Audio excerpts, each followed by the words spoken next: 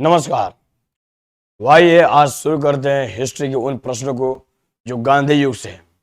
और ये वो प्रश्न हैं जो बार बार आपके वनडे एग्जाम्स में पूछे जाते हैं।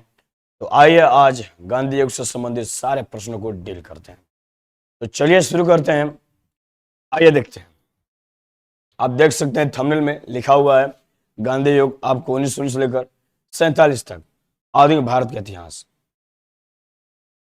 और ये पूरी तरीके से थंबनेल आप देख सकते हैं जिस पर आधारित आज सारे प्रश्न होने वाले हैं। और ये जो आप थंबनेल देख रहे हैं ये थंबनेल उसी प्रकार से संजोए गए जिस प्रकार से क्वेश्चंस की इसमें क्वेश्चंस की ऑर्डर्स दिए गए हैं। तो क्वेश्चंस को ऑर्डर्स को आप इस थंबनेल से आप महसूस कर सकते हैं, इसमें कोई शक नहीं। अगला जो ये थंबनेल आप देख पा रहे हैं ये 10 मिनट का जो शो है संविधान के टॉप 20 क्वेश्चंस। ये वीडियो अपलोड हो चुका है, आप चाहें तो जाकर देख सकते हैं। इसमें भी हमने वही क्वेश्चंस लिए हैं जो संविधान के टॉप 10 क्वेश्चंस होते हैं। और वो क्वेश्चंस वो हैं जो संविधान निर्माण की हिस्ट्री से संबंधित है और वो भी वनडे एग्जामिनेशन में बार बार पूछे जाते हैं। उनको भी देख सकते हैं। प्लीज जाकर चैनल पर विजिट कीजिएगा। और ये ऐसा ही मात्रक जो ट्रिक से आप समझ सकते हैं, चंद मिनटों में नहीं चंद सेकंडों में आप ऐसा ही मात्रक को डील कर सकते हैं। तो प्लीज देर ना करें, जाइए और ऐसे वीडियोस को हमारे चैनल से अप्रोच करें और आप बेहतर तरीके से ऐसा ही मात्रक को भी समझ सकते हैं निश्चित रूप से। और ये आपको गोविंद सर के द्वारा प्राप्त होगा, ठीक ना। चलिए यहां से हमारे गांधी युग के प्रश्न शुरू होते हैं और आइए एक एक प्रश्नों को देखते हैं और डील करते हैं। तो चलिए बिना विलंब किए शुरू करते हैं।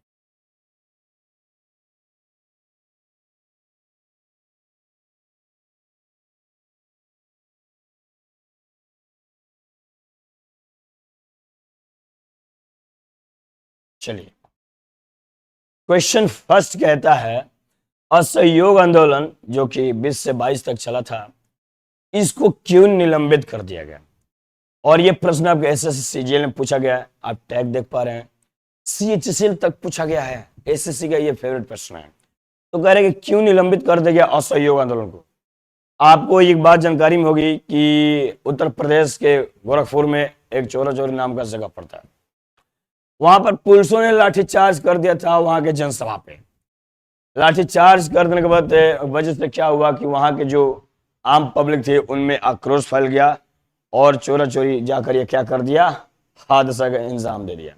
ये हादसे का अंजाम दे दिया और जिस वजह से क्या हुआ, असहयोग आंदोलन पीछे पड़ गया। तो निश्चित रूप से ये जो चौरी चौरा नाम का ये हिंसक घटना है ये पुलिसों के लाठीचार्ज की वजह से वहां के आम पब्लिक ने ये अंजाम दिया, जिस वजह से असहयोग आंदोलन का ध्यान हटकर इस घटना पे आ गया और जिस वजह से असहयोग आंदोलन क्या हो गया, निलंबित हो गया। तो पहले सवाल का पहला आंसर हमारा पहला ही ऑप्शन है। निश्चित रूप से इसी को हम लोग क्या करते हैं, टिक करते हैं। नेतागणों के बीच के मतभेद के कारण ना, ये तो नहीं था। हिंदू और मुसलमानों के बीच मतभेद का कारण ये भी नहीं था। गांधी जी की अस्वस्थता का कारण ये तो था ही नहीं। तो निश्चित रूप से आप पहले प्रश्न को समझ पाए होंगे। तो चलिए अगले प्रश्न को देखते हैं जी।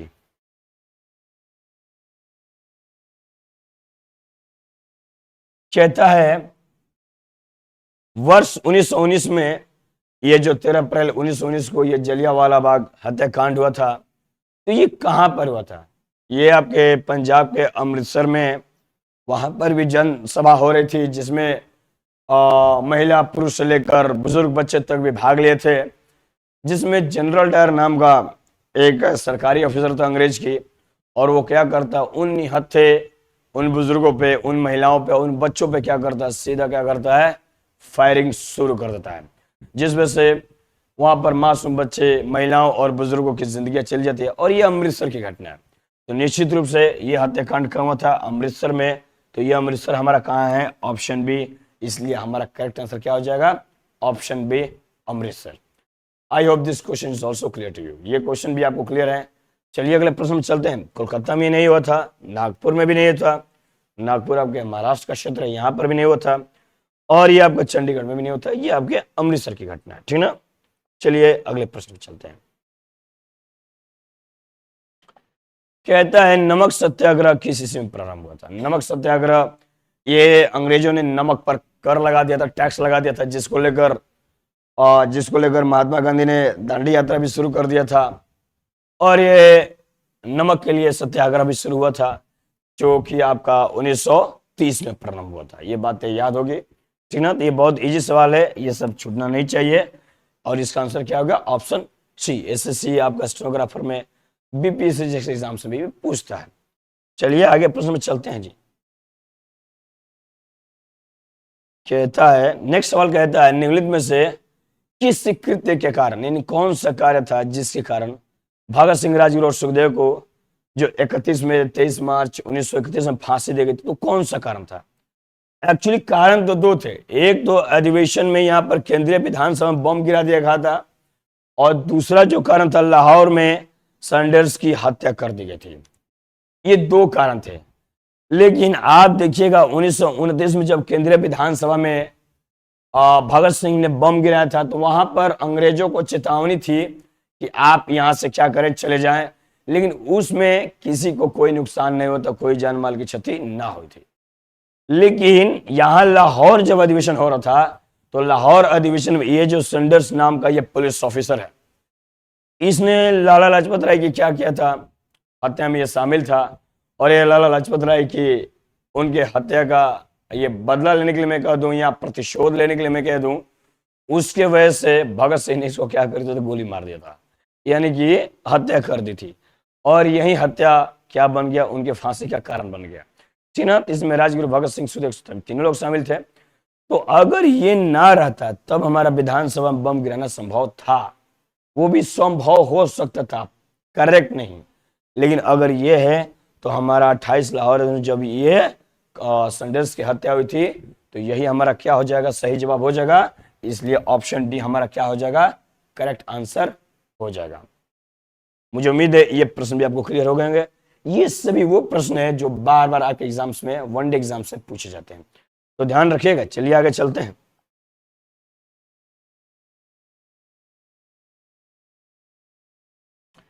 कहता है, महात्मा गांधी को सर्वप्रथम राष्ट्रपिता किसने कहा था? राष्ट्रपिता सुभाष चंद्र बोस ने ही कहा था।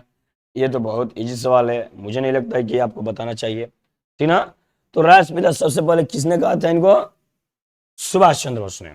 और महात्मा की जब बातें टैगोर ने। ये बातें आपको याद रहनी चाहिए, ये थी ना। ये बहुत एक प्रकार से ये स्पीच है, ये स्पीच किनके द्वारा दिए गए, ये नारा किनके द्वारा दिए गए, ये बातें हर किसी को याद रहती है। बहुत इजी सवाल है, सुभाष चंद्र बोस इसका सही जवाब हो जाएगा।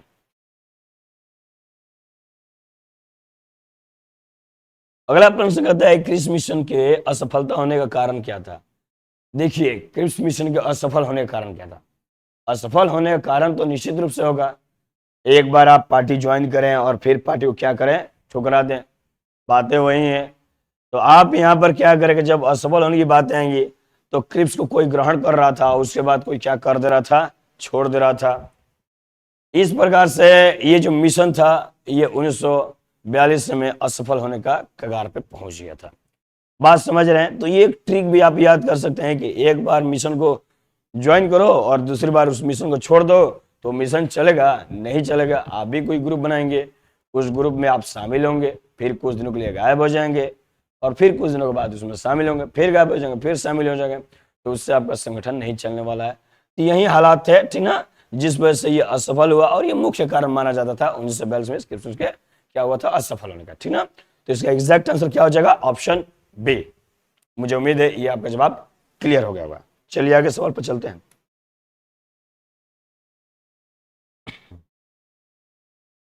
कहता है, भारतीय राष्ट्रीय कांग्रेस के समय सबसे अधिक समय तक अध्यक्ष कौन रहे थे? सबसे अधिक समय तक अध्यक्ष कौन रहे थे? ये बनर्जी जी, तो एक्सक्यूज मी, ये बनर्जी थे ही नहीं, सरदार वल्लभ भाई पटेल ये कांग्रेस के अध्यक्षता में, इनको भी बहुत समय तक नहीं रखा गया, और ये शामिल भी नहीं होते, दादा भाई नौरोजी भी नहीं शामिल होते। सबसे अधिक समय तक जिनको अध्यक्षता में रखा गया, और वो थे अबुल कलाम आजाद। कौन थे जी? अबुल कलाम आजाद। तो ऑप्शन क्या हो जाएगा, सी हमारा करेक्ट आंसर हो जाएगा। ये भी आपके एसएससीजीएल में 2016 में, यूपीएससी में पूछा गया 8 में, और साथ ही साथ आरआरबी एनटीपीसी 2015 में भी पूछा गया है।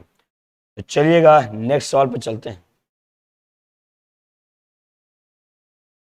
कहता है किस लोकप्रिय नाम लाल कुर्ते कमीज के नाम से जाना, किसे लोकप्रिय नाम लाल कुर्ते कमीज के नाम से जाना जाता है? खान गफर की अगर बातें किया जाए तो उन्होंने एक योजना चलाई थी और उस योजना की नाम था खुदाई खिदमतगार।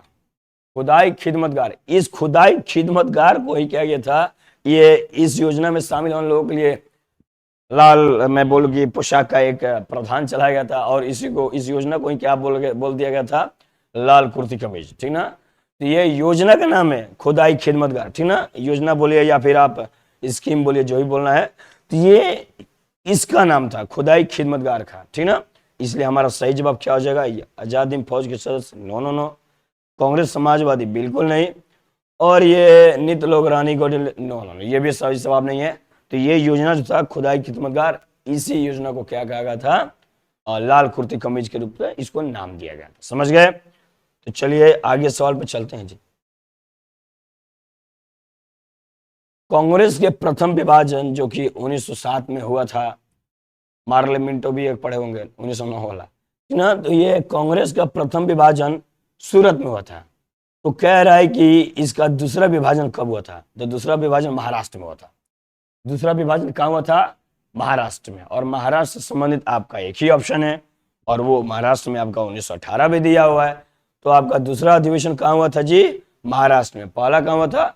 ये सूरत में हुआ था। और ये सूरत, ये महाराष्ट्र सब आस ही पास के एरिया है, ठीक ना। तो इसलिए ऑप्शन हमारा क्या हो जाएगा? ए हो जाएगा। मुझे उम्मीद है आप इस सवाल को समझ पाएंगे। नागपुर भी महाराष्ट्र की एरिया है, लेकिन एग्जैक्ट महाराष्ट्र की नहीं, हटकर है, दिल्ली है नहीं है, कोलकाता नहीं है। इसलिए ऑप्शन क्या हो जाएगा? यही हमारा सही जवाब हो जाएगा। आइए आगे चलते हैं। भारतीय राष्ट्रीय कांग्रेस 1947 में देश विभाजन पर सहमत हो गई। इसका मुख्य कारण क्या था?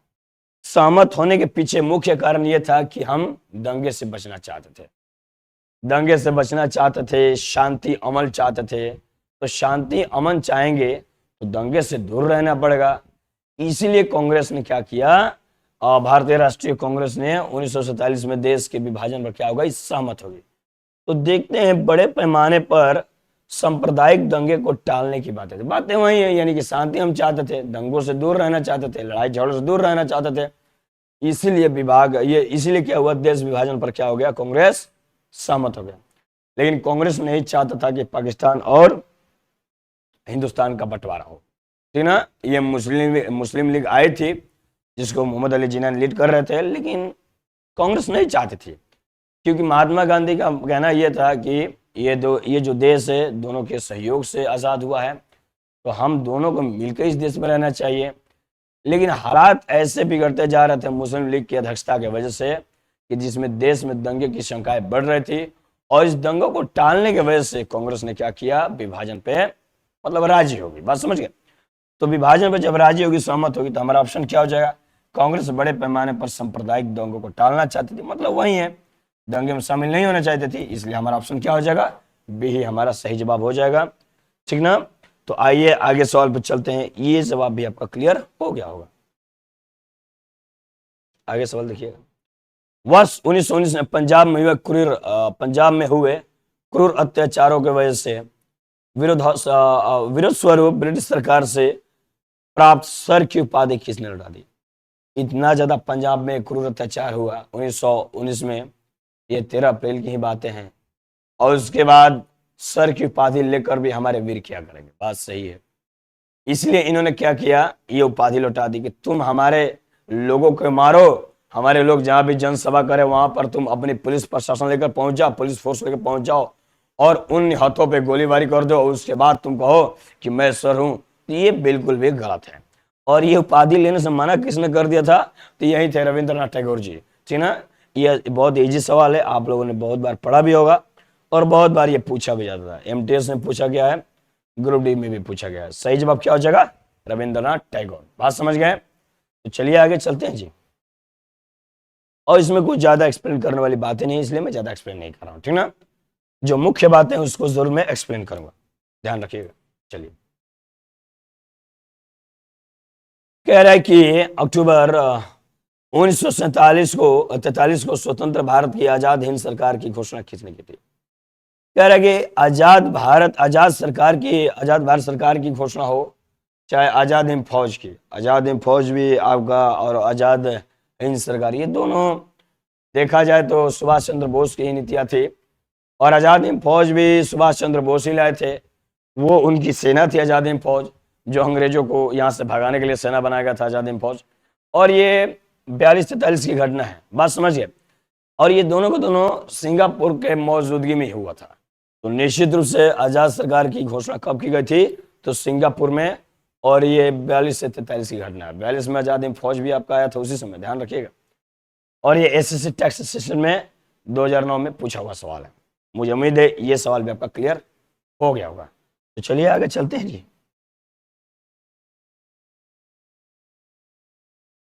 कहता है भारत छोड़ो आंदोलन के समय इंग्लैंड का प्रधानमंत्री कौन था? तो ये चर्चिल ही थे जो इंग्लैंड के प्रधानमंत्री थे उस समय। कब? जब भारत छोड़ो आंदोलन चलाया गया था, ठीक ना, तो उस समय चर्चिल जो थे भारत के, इंग्लैंड के क्या थे? प्रधानमंत्री थे। इंग्लैंड के प्रधानमंत्री थे, समझ गए ना।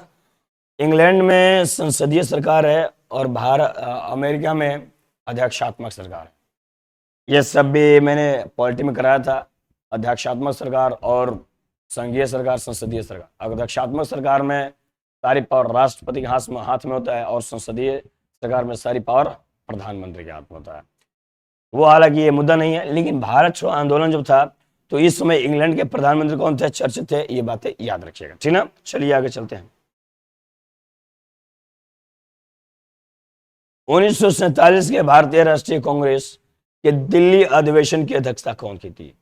दिल्ली में जितने भी कांग्रेस की अध्यक्षता हुई थी उसमें राजेंद्र बाबू का ज्यादा योगदान था। और उन्होंने ही इस इस सभा को, अधिवेशन क्या किया था? आयोजित किया था। तो जितने भी कांग्रेस के अधिवेशन आयोजन हुए थे दिल्ली में, सब के सब किसके द्वारा किए गए थे? राजेंद्र बाबू। तो यहाँ भी राजेंद्र बाबू का जिक्र होगा निश्चित रूप से। तो ऑप्शन बी हमारा क्या हो जाएगा? बिल्कुल सही जवाब हो जाएगा। और अबुल कलाम आजाद, ये तो ज्यादा समय तक आपके अध्यक्षता में ठीक रहे कांग्रेस पार्टी में, ठीक ना। जवाहरलाल नेहरू ना इससे संबंध में नहीं थे, अधिवेशन में थे। हाँ, आगे देखेंगे लाहौर में तब पता चलेगा। जेबी कृपलानी ये भी नहीं थे। आगे चलते हैं। कहता है 1938 भारतीय राष्ट्रीय कांग्रेस का 1938 अधिवेशन किस शहर में हुआ था? ये बहुत इजी सवाल है, आप सभी को मालूम भी होगा। ये हरिपुरा जो है, ये 38 का जो अधिवेशन हुआ था कांग्रेस का, ये हरिपुरा में ही हुआ था। तो ये बहुत इजी सवाल है, ये रट्टू तोता वाला सवाल है, ये आपको याद ही होगा, इसमें ज्यादा एक्सप्लेन की जरूरत नहीं है। तो ये 1938 वाला अधिवेशन कहाँ से हुआ था? तो हरिपुरा में। ये बातें याद रखिएगा, रांची में नहीं हुआ था, भागलपुर में तो कभी हुआ ही नहीं था, इसलिए ये जवाब बिल्कुल गलत है। चलिए आगे सवाल पर चलते हैं जी। अगला सवाल है, भारतीय राष्ट्रीय कांग्रेस का अधिवेशन 1938 किस शहर में हुआ था? सेम सवाल है, हाँ, हरिपुरा में ही हुआ था। ये दोबारा टाइप हो चुका है, कोई बात नहीं। कहता है करो या मरो, डू और डाई। डू और डाई किसका नारा था? महात्मा गांधी का ही नारा था। तुम मुझे खून दो मैं तुम्हें आजादी दूंगा, ये सुभाष चंद्र बोस की नारा थी। तो ये नारा बहुत ज्यादा काम करता है उन लोगों को प्रेरित करने में जो क्रांति में शामिल थे, अंग्रेजों को यहाँ से भगाने में, ठीक ना। तो ये नारा किसका था, करो या मरो का? ये गांधी जी का नारा था। देखा कि जब सारे क्रांतिकारी एक समय के लिए उदास हो गए, ठीक ना, जनरल डायर की इस हरकतों की वजह से, तो उस समय नारा दिया था आपके महात्मा गांधी ने कि आप लोग इसमें शामिल है ही नहीं, जियो चाहे मर जाओ, करो या मर जाओ, ना तो जीना तो करो नहीं तो मर जाओ, सीधी बात। तो ये नारा भी काफी ज्यादा प्रेरित करता है उन क्रांतिकारियों को, फ्रीडम फाइटर्स को। ये महात्मा गांधी के द्वारा दिए गए थे, ये बातें याद रखिएगा, ठीक ना। चलिए आगे सवाल पर चलते हैं। बहुत इजी प्रश्न था, इसमें डिटेल की कोई जरूरत नहीं। 1946 में अंतरिम सरकार में राजेंद्र प्रसाद के पास कौन सा विभाग था? जो 1946 में एक कैबिनेट मिशन भी आया था, ये भी बातें जानते हैं। तो जब अंतरिम सरकार की घोषणा हुई थी उसी समय की अंतरिम सरकार भी बनाई गई थी, ठीक ना। तो इसमें राजेंद्र प्रसाद के पास कौन से विभाग था? राजेंद्र प्रसाद के पास ना तो रक्षा विभाग था, ना विदेशी मामला था, तो कौन मामला था? खाद्य एवं कृषि विभाग। तो खाद्य एवं कृषि विभाग ही था जो राजेंद्र प्रसाद के पास ये विभाग था अंतरिम सरकार के गठन के समय। बात समझ गए? तो ये प्रश्न भी आपका क्लियर हुआ होगा और ये एसएससीजीएल का बड़ा ही फेवरेट सवाल है, एनडीए में भी पूछा हुआ है, यूपीएससी में भी पूछा हुआ सवाल है, ये समझिएगा। चलिए आगे चलते हैं। कहता है 1939 वर्ष 1939 यानी 1939 में कांग्रेस को छोड़ने के पश्चात सुभाष चंद्र बोस ने किस दल की स्थापना की थी? जब कांग्रेस को सुभाष चंद्र बोस ने छोड़ दिया था तो उन्होंने एक तो आपका फॉरवर्ड ब्लॉक की स्थापना किया था और दूसरा आजाद हिंद फौज की, और ये सब के सब कब की बातें हैं? 42 की ही बातें। तो पहले तो उन्होंने फॉरवर्ड ब्लॉक की स्थापना किया था और उसके बाद आजाद हिंद फौज की, और ये दोनों को दोनों इसलिए स्थापित किए गए थे ताकि अंग्रेजों के खिलाफ हम क्या कर सके, मोर्चा निकाल सके, उनको यहाँ से भगाने की, मतलब कि जीत को रखे और उनको प्रभाव डाले। बात समझ गए?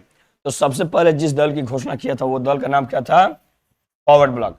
और जिस फौज की घोषणा की थी अंग्रेजों को भगाने के लिए वो था आजाद हिंद फौज। बात समझ गए? ये सब सुभाष चंद्र बोस की ही स्थापना है। बात समझ गए? तो चलिए आगे चल रहे, ये भी बहुत इजी सवाल था, इसमें कोई दौरा नहीं। चलिए आगे चलते हैं। 1946 में गठित अंतरिम बैठक की अध्यक्षता कौन थी? 1946 में अंतरिम जो कैबिनेट हुई थी उसकी अध्यक्षता कौन थी? तो याद रखिएगा जब 1946 में अंतरिम कैबिनेट की गठन हुई थी तो उस समय इसके नेहरू जी ने क्या किया था? पूरी तरीके से क्या किया था? अध्यक्षता किया था। तो बात समझ रहे हैं? तो जब भी अंतरिम कैबिनेट की बात किया जाए, थोड़ा पेन में चेंज कर लूं, तो अंतरिम कैबिनेट की गठन की अध्यक्षता किसने किया था? नेहरू जी ने किया था। बात समझ गए? और नेहरू जी कहां पर है? सी में है। समझ गए कि नहीं? चलिए आगे चलते हैं। सी गोपालचारी ये अंतिम आपके थे वायसराय के तौर पे, और ये गवर्नर जनरल थे, ये बाद में इसको पढ़ेंगे। किसने प्रसिद्ध चिटगांव शस्त्रागार में, चिटगांव ये जो अस्त्रागार था, यहाँ पर जो भी अस्त्र बनाए जाते थे, हथियार बनाए जाते थे, यहाँ पर रखा गया था। ये आयोजित कब किया गया था? ये सेन साहब ने इसकी आयोजन किया था, इस बात को याद रखिएगा। सूर्य सेन, ये रट्टू तोतो वाला सवाल है। ये चिटगांव जो शस्त्रागार है इसको कौन आयोजित किए थे? तो सूर्य सेन ने आयोजित किए थे, इस बात को याद रखिएगा। बटुकेश्वर दत्त ये नहीं थे इसमें शामिल। लक्ष्मी सहगल, इनका तो ये शस्त्रागार से कोई संबंध ही नहीं था। और जेम्स सेनगुप्त ये भी नहीं थे, ये तो आपके आर्मी से संबंधित थे आर्मी से, लेकिन शस्त्रागार से इनका कोई संबंध नहीं था। तो चलिएगा आगे चलते हैं जी। कहता है व्यक्तिगत सत्याग्रह में विनोबा भावे को प्रथम सत्याग्रह चुना गया था और दूसरा सत्याग्रह कौन था? विनोबा भावे को निश्चित रूप से पहला सत्याग्रह चुना गया था और दूसरी बार इसकी अध्यक्षता दे दी गई थी नेहरू जी को। बात समझ कि नहीं? तो पहली बार जब सत्याग्रह चुना गया था तो विनोबा भावे को, और दूसरी बार किसको दे दिया गया था? नेहरू जी को, ठीक ना? तो दूसरी बार सत्याग्रह का ये सत्याग्रही का दूसरा अध्यक्ष कौन था, यानी कि दूसरा सत्याग्रही कौन थे? तो आपके नेहरू जी थे, इस बात को याद रखिएगा। पहली बार में विनोबा भावे थे, ये भी बातें आपको मालूम होगी। आगे चलिएगा।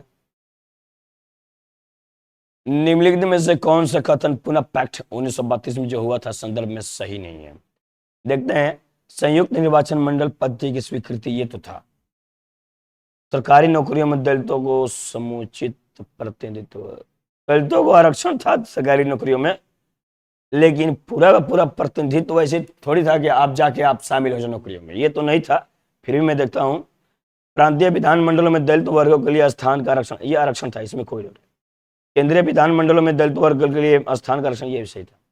नौकरी में उनको आरक्षण था, लेकिन संपूर्ण ये प्रतिनिधित्व की बातें नहीं रखी गई थी। आप आइए बिना कंपटीशन निकाले आप जॉब ले लीजिए, ऐसा बिल्कुल नहीं था, ठीक ना? तो ये आपका ऑप्शन बी ही आपका सही जवाब है, क्योंकि ये थोड़ा सा हटके जवाब है और यही सही नहीं है। बात समझे कि नहीं? और तीनों का तीनों जो था आरक्षण संबंधित था, जो कि बिल्कुल सही है। और एक गलती है जो कि सरकारी नौकरी में, हाँ दलितों के नौकरी की आरक्षण की बातें करता तो मैं मान जाता, लेकिन ये समुचित प्रतिनिधित्व की बातें करता है, जो कि बिल्कुल सही नहीं है। प्रतिनिधित्व की बातें नहीं रखेगी तो आप आइए बिना कंपटीशन फेस किए उसमें जॉब ले लीजिए, नहीं, ऐसा नहीं था। कंपटीशन था, लेकिन हाँ उनको आरक्षण दिया गया था उसमें, कि थोड़ी बहुत राहत है, आप उसमें जॉब ले सकते हैं। बात समझ गए? तो ये लाइनें बिल्कुल सही नहीं है और यही सही नहीं पूछ रहा है, इसलिए ऑप्शन बी हमारा क्या हो जाएगा, सही जवाब हो जाएगा। महात्मा गांधी का हिंद स्वराज क्या था?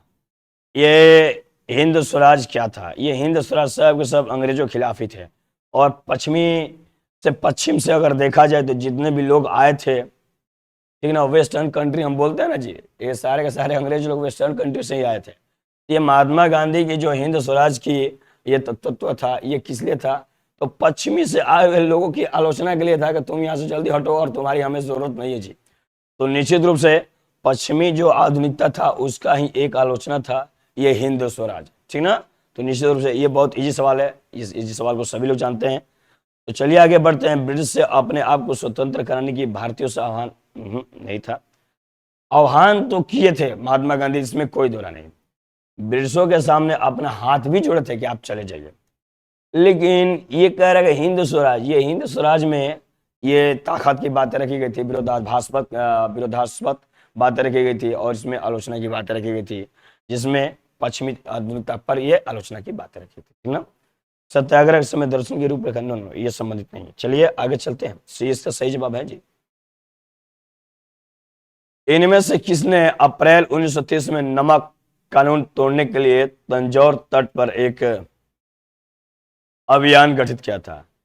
इनमें से किसने 1930 में नमक कानून, जिसमें अंग्रेजों ने नमक पर क्या लगा दिया था, कर लगा दिया था, तो इस पे तंजौर तट पे एक अभियान किसने चलाया था? तो गोपालचारी ने चलाया था। अब गोपालचारी ने चलाया था एक, ये चिदम्बरम जी पहले कभी इस तट पर कभी आए नहीं थे, एनी बेसेंट भी नहीं आए थे और कामराज भी नहीं आए थे। तो ये जो श्री गोपालचारी है, राम गोपालचारी, इन्होंने क्या किया था, इस तट पे क्या किए थे जी, आकर अभियान चलाए थे ताकि ये नमक कानून क्या हो जाए, टूट जाए और ये महात्मा गांधी की जिंदगी बचे। बड़ा महात्मा गांधी जब कोई आंदोलन चलाते थे तो उसमें अपने आप को बड़ा कष्ट पहुंचाते थे, भूखा प्यासा रखा। श्री गोपालचारी ने देखा कि हालात बहुत बिगड़ जाएंगे, जल्दी इस नमक कानून को जल्दी तोड़ डालते हैं वरना दिक्कत हो जाएगा, हम लोग महात्मा गांधी को खो देंगे। बात समझे कि नहीं? इसलिए श्री गोपालचारी ने क्या किया, तंजौर तट पे क्या किया, अभियान चला दिया कि जल्दी इस नमक वाले कानून को, ये दांडी यात्रा शुरू की, इसको भी क्या कर दे, जल्दी खत्म कर दे। बात समझ कि नहीं? इसलिए श्री गोपालचारी का क्या हो जाएगा, सही जवाब हो जाएगा। आइए आगे चलते हैं जी। महात्मा गांधी ने भारत में अपना पहला जन भाषण कहाँ दिया था? बीएचयू में दिया था। महात्मा गांधी ने अपना पहला भाषण बीएचयू यानी कि बनारस, एक मिनट, बीएचयू बनारस जो कि यूनिवर्सिटी है, जो बनारस हिंदू यूनिवर्सिटी है, तो बनारस हिंदू यूनिवर्सिटी बीएचयू आपका बनारस में ही है।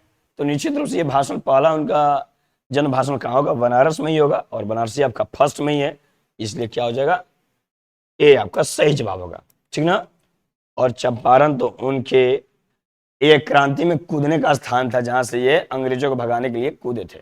बात समझेगा नहीं समझे, ठीक ना, जहां से नील की खेती का विरोध हुआ था, ऐसी ऐसी योजनाएं महात्मा गांधी ने चलाया था। लेकिन महात्मा गांधी का पहला जन भाषण बीएचयू में दिया था, यानी कि भारत हिंदू, बनारसी हिंदू यूनिवर्सिटी के नाम से बीएचयू जिसको जाना जाता है, और ये बनारसी नाम आपको दिखाई दे रहा है, इसलिए सही जवाब क्या हो जाएगा, वाराणसी, यानी कि ऑप्शन ए सही जवाब हो जाएगा। आइए आगे देखते हैं। निम्नलिखित में से किसने सत्याग्रह को गढ़ा था? सत्याग्रह को किसने गढ़ा था? सत्याग्रह किसका था? महात्मा गांधी का था। तो निश्चित रूप से सत्याग्रह को कौन गढ़ेंगे? महात्मा गांधी ही गढ़ेंगे। तो महात्मा गांधी किस में? ऑप्शन बी में। ये तो बहुत इजी सवाल था, इसमें कोई डिटेल की जरूरत ही नहीं है। तो चलिए आगे चलते हैं जी। दक्षिण अफ्रीका में रेलवे स्टेशन पर महात्मा गांधी को ट्रेन से फेंक दिया गया था। महात्मा गांधी को रेलवे स्टेशन से इसलिए फेंक दिया गया था क्योंकि महात्मा गांधी अपने ड्रेस में बदलाव नहीं ला रहे थे। वही ड्रेस, धोती कुर्ता, और वो लोग ठहरे टाई कोट वाला इंसान लोग, उन लोगों को लगा कि ये कौन भिखारी है क्या। बात समझ गए? उन लोगों ने ये नहीं जाना कि ये महात्मा गांधी ये सबसे बड़े नेता है वहां के लिए, भारतीयों के लिए, तो शायद ये लोग ना करते। एक भिखारी समझ के इन लोगों ने क्या किया, ऐसी वारदात को अंजाम दिया। और ये जो स्टेशन था, वो स्टेशन का नाम सुनिएगा, वो स्टेशन था ये पीटरमर्थसबर्ग, ये ऐसा नाम था। और यही वो जगह है जहां पर क्या किया था, महात्मा गांधी को स्टेशन से उनका सामान फेंक दिया था, सामान फेंक दिया था, उनको भी धक्का देकर निकाल दिया था कि आप हटिए यहाँ से, ठीक ना। इसलिए सही जवाब हमारा क्या हो जाएगा, पीटरमरिट्सबर्ग, ये आपका स्टेशन था जो कि आपके दक्षिण अफ्रीका की बातें थी। इसलिए ऑप्शन सी क्या हो जाएगा, सही जवाब हो जाएगा।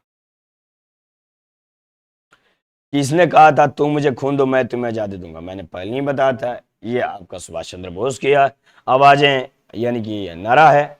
तो निश्चित रूप से सुभाष चंद्र बोस कहाँ है, डी में, इसलिए ऑप्शन डी क्या हो जाएगा हमारा, बिल्कुल सही जवाब होगा। ये बहुत इजी सवाल है, ये आपको मालूम होगा। कांग्रेस का 1929 का अधिवेशन जिसमें पूर्ण स्वराज की लक्ष्य रखा गया था, और ये आपका कहां संभव हुआ था? 1929 का जो अधिवेशन था लाहौर में संभव हुआ था, ठीक ना। और ये लाहौर में ही पूर्ण स्वराज की मांग रखी गई थी, लाहौर अधिवेशन के नाम से भी जाना जाता है, ठीक ना। तो ये 29 का जो अधिवेशन था कहाँ हुआ था, लाहौर में हुआ था जी। कहाँ हुआ था, लाहौर में। ये आपको जानकारी होगा निश्चित रूप से, ठीक ना। चलिए आगे सवाल पर चलते हैं। बाकी इसमें डिटेल वाली कोई बातें नहीं, इसलिए मैं ज्यादा डिटेल नहीं दे रहा हूं, लेकिन सवाल बहुत इंपॉर्टेंट है, बार बार पूछे जाते हैं। कांग्रेस ने भारत छोड़ो आंदोलन प्रस्ताव किस वर्ष पारित किया था? भारत छोड़ो आंदोलन 42 की घटना थी, जिसमें पारित किया गया था कि तुम जल्दी भारत छोड़ दो, नहीं भारत छोड़ोगे तो हम हाथ भी जोड़ेंगे, और हाथ जोड़ने से भी तुम भारत नहीं छोड़ोगे तो हम वार भी करेंगे। ये महात्मा गांधी का कहना था। लेकिन महात्मा गांधी ने कहा था कि पहले हम हाथ जोड़ेंगे, हाथ जोड़ने से चले जाओगे तब तो अच्छा है, नहीं तो फिर हम क्रांतिकारियों को तैयार करेंगे और वॉर भी करेंगे, यानी कि युद्ध भी करेंगे, यानी कि ये हिंसा भी करेंगे। हालांकि हिंसा के विरोध में थे महात्मा गांधी, कभी हिंसा के बल पे नहीं काम करते थे, लेकिन हिंसा बिना अपनाए भी आपका नहीं चल सकता। यही सुभाष चंद्र बोस ने भी कहा था, मांगने से भीख मिलता है, राज्य नहीं मिलता। यानी कि मांगिएगा तो भीख मिल जाएगा, लेकिन कोई अपना जागीर नहीं देगा। जागीर किसी का लेना है तो उसे छीनना पड़ेगा, छीनने के लिए उसे लड़ना पड़ेगा। इसलिए महात्मा गांधी से अक्सर सुभाष चंद्र बोस नाराज भी रहा करते थे, ठीक ना। तो ये कब आया था, 1942 की बात है, बात समझे कि नहीं। चलिए आगे चलते हैं जी। भारत एवं पाकिस्तान का विभाजन किस योजना के तहत हुआ? सबसे इंपॉर्टेंट सवाल। और ये माउंटबेटन योजना है, जिसमें भारत पाकिस्तान का विभाजन इस योजना, ये माउंटबेटन ही आया था जिसने क्या किया था, ये भड़काने काम शुरू करने लगा था। ये पूरी तरीके से भड़काने काम शुरू करने लगा था। जब ये भारत में प्रवेश किया, और ये गवर्नर के नाम से भी था, तो जब ये भारत प्रवेश किया और ये पाकिस्तान के नाम पर, हिंदुस्तान के नाम पर ये भड़काने काम भी करता था, जिस वजह से भारत पाकिस्तान के विभाजन साबित होता है कि माउंटबेटन योजना के नाम से, मतलब माउंटबेटन योजना के तहत हुआ था। इसलिए ऑप्शन क्या हो जाएगा, सी हमारा बिल्कुल सही जवाब हो जाएगा। कौन सा भारतीय स्वतंत्र भारत का पहला गवर्नर जनरल बना? कौन सा भारतीय? और जब भी भारतीय की बात करेगा ना पहला गवर्नर जनरल, तो उसमें सी गोपालाचारी का नाम आता है, याद रखिएगा। तो जब भी भारतीय की बात करें तो सी गोपालाचारी बहुत फेमस सवाल है, बार बार पूछता है, इस बात को याद रखिएगा। ऑप्शन डी आपका सही जवाब हो जाएगा।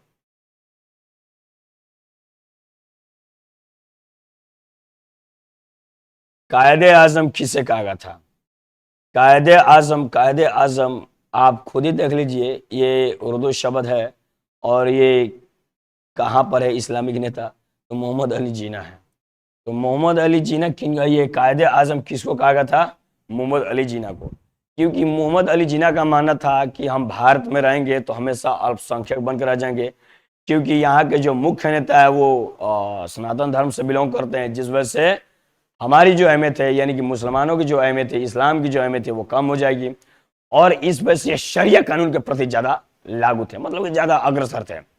इसलिए सारे पाकिस्तानियों ने मिलकर और मुस्लिम लीग ने भी मिलकर कायदे आजम के नाम से दा दिया, यानी कि कायदों को लेकर ज्यादा ये एक्टिव रहते हैं, ऐसा इनका कहना था। किनको लेकर? मोहम्मद अली जिन्ना को लेकर। तो सही जवाब क्या हो जाएगा, मोहम्मद अली जिन्ना, यानी कि ऑप्शन ए हमारा सही जवाब हो जाएगा, ठीक ना। आगे चलते हैं। महात्मा गांधी की हत्या कब हुई थी? महात्मा गांधी की हत्या 48 में हुई थी, ये बातें आप सभी लोग जानते हैं। बहुत इजी सवाल है, 23 जनवरी 1948 को हुई थी। ये बहुत इजी सवाल है। जलियांवाला बाग के नरसंहार के समय भारत का वायसराय कौन था? तो जलियांवाला बाग के समय भारत का वायसराय कौन था?